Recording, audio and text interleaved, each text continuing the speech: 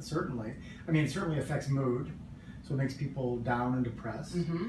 Makes them sluggish and fatigued. Probably one of the most common things I see is people who have fatigue, and that comes from stress, which is a form of negativity. It also has physical effects, I think, because people get adrenaline surges from negativity, and I think that has an effect on the body because that's a stress response, and that's not good for the heart, not good for the brain, not good for the digestion. I mean, we all know having digestive problems from too much stress, and that gets us bound up or the other way. Doo-doos. So I think that's just a variety of things. I mean, the number one most important organ in the brain or in the body is the brain because it has an effect on everything, and that's where negativity resides in the brain. Wow. So you just create an amazing environment for people when they walk in the door that's positive. I think the best I've ever seen in any physician's office. I mean, we're here in the Einstein room, right? You know, you've got different rooms with different themes, and you've got rubber chickens coming out of magazine holders. You've got big cutouts of John Wayne. I mean, talk to me about what you're doing before a patient even walks in, so they're positive. Yes.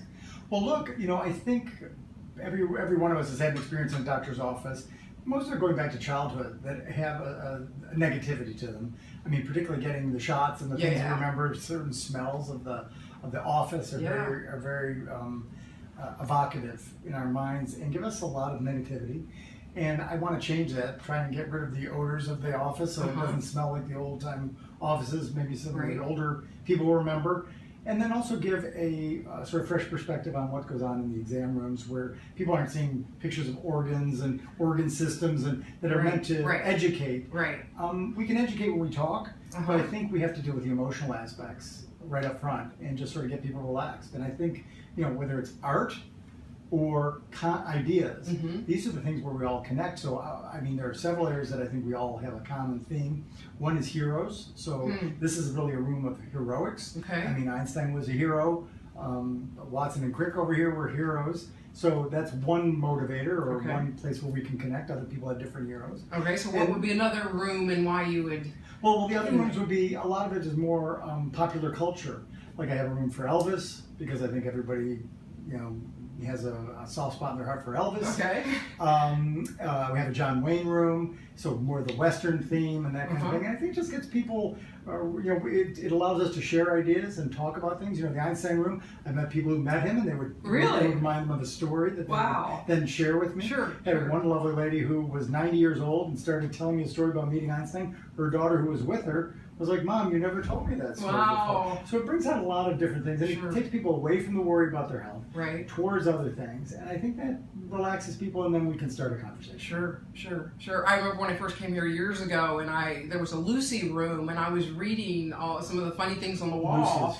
Lucy, and then you came in, I was like, well, "No, come in yet. I'm not done yet." You know. Well, there's a little bit of that. That's so part of it too. People are, you know, they're waiting. We understand that people unfortunately have to wait when they're in the office.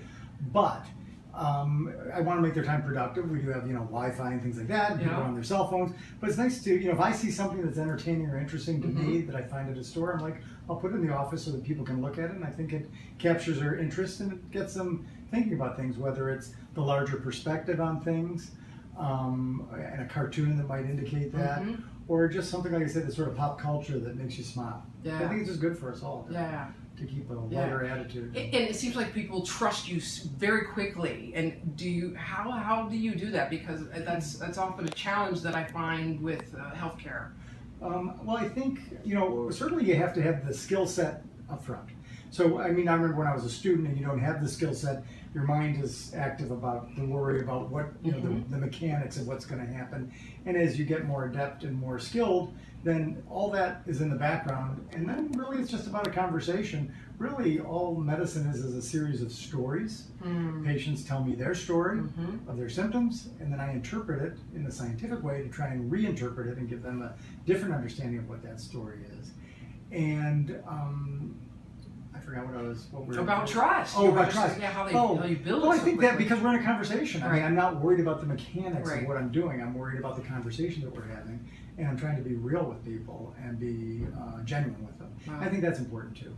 Wow. Well, you all are giving out these "I'm allergic to negativity" bracelets Yes. To your patients, which is amazing because usually when you come to the doctor's office, they give you a chart and say, "What are your allergies?" And now you're handing them out to patients to tell them, you've got a new allergy now. You're allergic to negativity.